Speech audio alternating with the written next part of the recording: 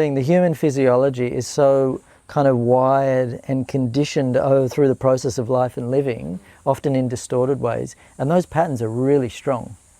They're difficult to shift. You can't just read a self-help book and go, okay, I've got it figured out, I'm sweet.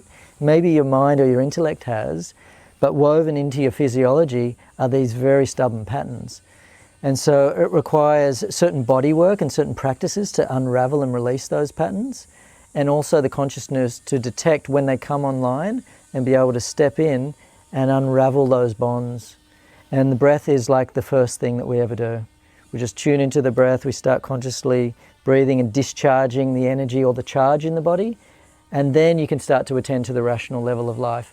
But someone who attempts to, reason their way out of a stress response or a panic attack or something, they're basically fueling the problem, because the mind is ultimately the thing that was the genesis, created it. Mind creates the fear in the body, and the body goes, oh, is that how we have to be? Okay, I'll stay like that.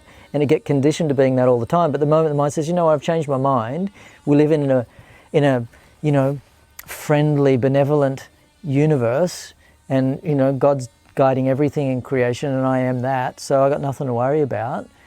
But the lesser evolved part of your body, it's not there yet.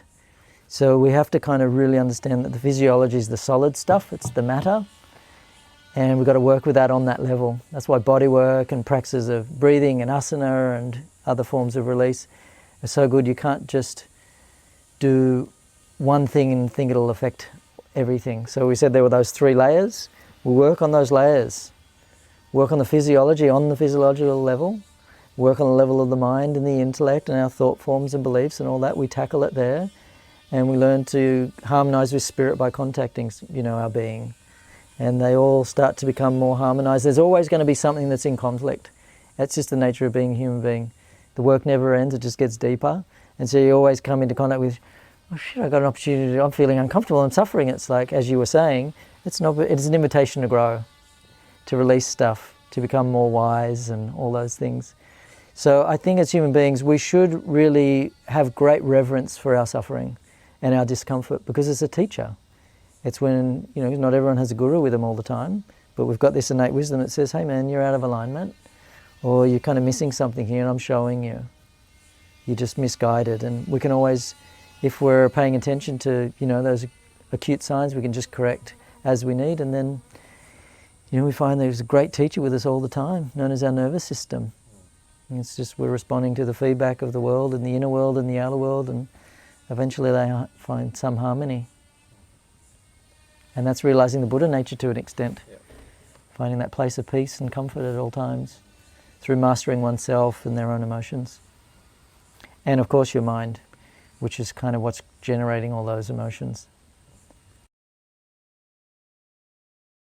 Like if you observe the breath, you can learn a lot just through looking at how the physiology responds in different ways. So when you look at an adult or a baby sleeping, you'll see their diaphragms rising and falling as they're lying on their back.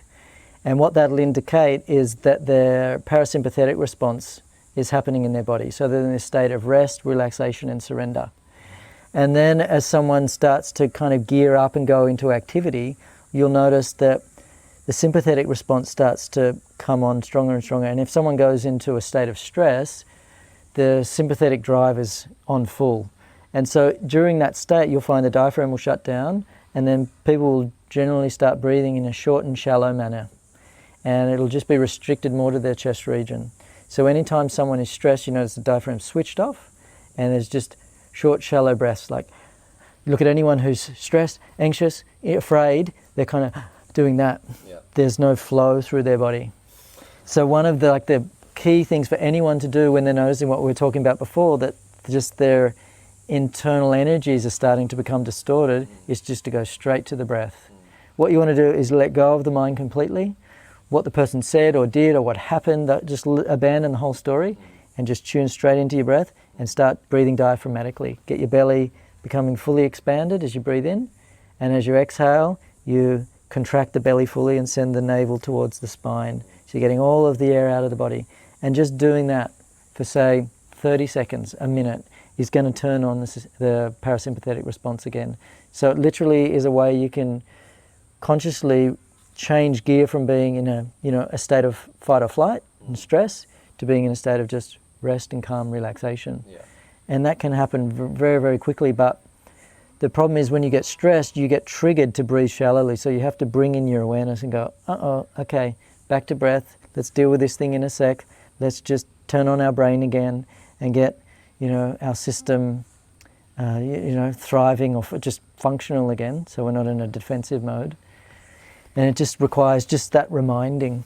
And even if it's after the fact, you realize, oh my God, I got so stressed, I lost my shit then. Yeah, I've got to breathe. Okay, let me just start breathing consciously now. So the main thing is to get the belly really ballooning and contracting, and do it for as many minutes as you comfortably can. And then you'll notice your brain starts to come back online.